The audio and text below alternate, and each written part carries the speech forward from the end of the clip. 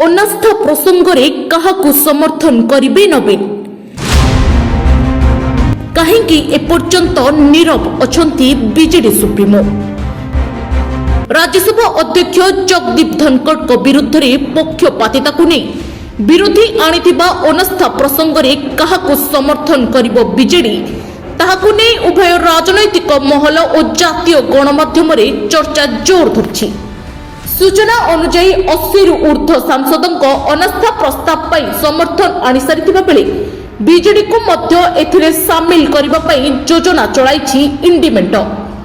राज्यसभा रे बीजेपी सरकार उपरे बर्षुथिबा बीजेडी नेता माने काहाकु समर्थन करिवे ताहा एबे प्रश्नबाची सृष्टि करछि।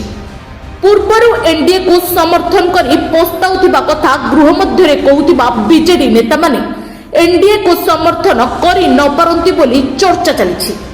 अन्य पक्षरे ईडी और सीबीआई रो भयरे बीजेडी एनडीए को समर्थन करि परिबे बोली मत देइछन्ती राजनैतिक विशेषज्ञ।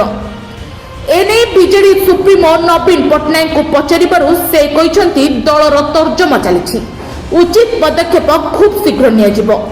तेबे एते वर्ष धरी निरपेक्ष रहि आसुथिबा बीजेडी एबे दो छकिरे रहिथिबा बेले एनडीए को ना इंडिया मेंट को समर्थन करिवे ताहा देखिबाकू बाकी रहिला।